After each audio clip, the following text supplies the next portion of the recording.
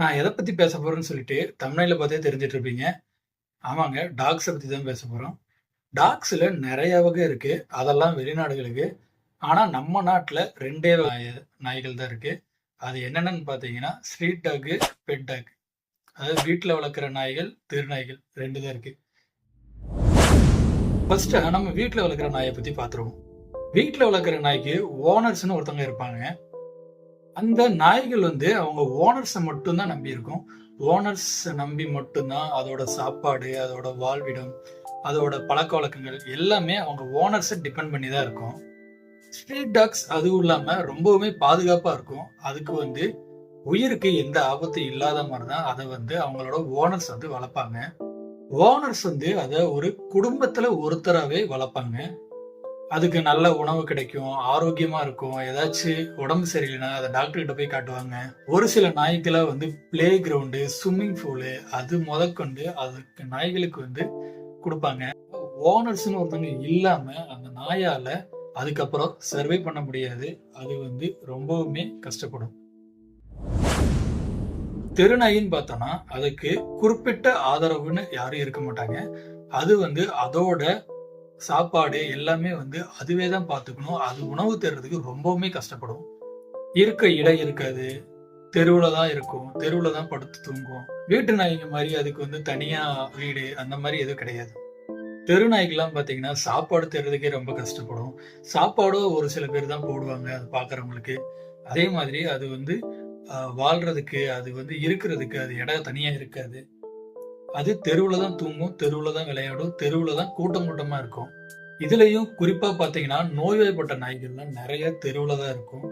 அதுவும் இல்லாம ஹைவேஸ்லாம் பார்த்தீங்கன்னா, அடிபட்ட நாய்களு, அப்புறம் ரோட்லலாம் நெறைய நாய்கள் அடிபட்டு கிடக்கும். அத எடுத்து போறது கூட ஆள் இருக்க மாட்டாங்க. அப்புறம் பட்டினினால வயசான நாய்கள் தெருவிலேயே தான் இருந்து செத்து போயிருக்கும். சில சமயங்கள்ல அது போற வர மக்கள கூட பாதிக்கும். குழந்தைகள, வீட்டு பெரியவங்கள, மாற்றுத்திறனாளிகள அவங்கலாம் அட்டாக் பண்றதுக்கு நெறைய சான்சஸ் இருக்கு. ஏன்னா, அதெல்லாம் ரேபீஸ் வந்த நாயா கூட இருக்கலாம். ஆனா, வீட்ல இருக்கிற நாய்களுக்கு ரேபீஸ் தடுப்பூசி போட்டுருவாங்க. அதனால தான் சுப்ரீம் கோர்ட் என்ன ஆர்டர் போட்டிருக்காங்கன்னா, அந்த நாய்களுக்கு எல்லாம் தனியா ஷெல்டர வச்சு, அதுல அத பராமரிக்க சொல்லியிருக்காங்க. அந்த நாய்கள கொல்லணும்னு எந்த கவர்மெண்ட்டும் சொல்ல மாட்டாங்க. நாய்கள்னாலே நல்லது தான், நன்றி உள்ளது தான். நாய்கள் அது வளர்ற இடத்த பொறுத்து தான் அதோட ஆக்டிவிட்டீஸ் எல்லாமே மாறுது. இப்ப புரிஞ்சிருக்கும் உங்களுக்கு ஏன் தெரு நாய்கள் அப்படி இருக்கு. இது யாரோட தப்புன்னு மக்களுக்கும் தெரியும், நம்மளுக்கும் தெரியும். அதனால தான் கவர்மெண்ட் இந்த ஆக்ஷனை எடுத்திருக்காங்க. சோ இத நம்ம சப்போர்ட் தான் பண்ணணுமே தவிர நம்ம எதிர்க்க கூடாது.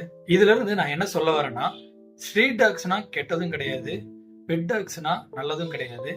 எல்லா நாய்க்குமே ஒவ்வொரு வளர்ற சிச்சுவேஷன்ல அதுக்கு தோணுற மாதிரி தான் பண்ணும். சோ எல்லா நாயுமே அதோட வளர்ப்புல, அதோட வளர்ற இடத்த பொறுத்து தான் அதோட ஆக்டிவிட்டிஸ் சேஞ்ச் ஆகும். பெரும்பாலும் பாத்தீங்கன்னா தெரு நாய்கள் அப்படி இருக்கிறதுக்கு சான்சஸ் இருக்கு. ஏன்னா அது வளர்ற இடமும் அந்த மாதிரி. அதுக்கு உணவு கிடைக்காதனால அது விரக்தியில என்ன வேணா பண்றதுக்கு சான்சஸ் இருக்கு. சோ நாய் எதுவா இருந்தாலும் பரவாயில்ல. அத ஒரு குறிப்பிட்ட பாதுகாப்பான இடத்துல வச்சு வளர்க்கறது தான் நம்மளுக்கும் நல்லது, நாய்களுக்கும் நல்லது. சோ நாய்களும் நல்லா இருக்கணும், நாமளும் நல்லா இருக்கணும்னா இந்த மாதிரி கவர்மெண்ட் சொன்ன விஷயங்களை பண்ணிதான் ஆகணும். சோ இந்த விஷயங்கள் நான் பேசுனது கரெக்ட்னு நினைச்சீங்கன்னா நம்ம கமெண்ட் செக்ஷன்ல மென்ஷன் பண்ணுங்க. தொடர்ந்து என் கூட பயணப்படணும்னு நினைச்சீங்கன்னா நம்ம சேனலுக்கு ஒரு சப்ஸ்கிரைப் பண்ணிக்கோங்க. நல்லதை பேசுவோம், உண்மையை பேசுவோம். நன்றி.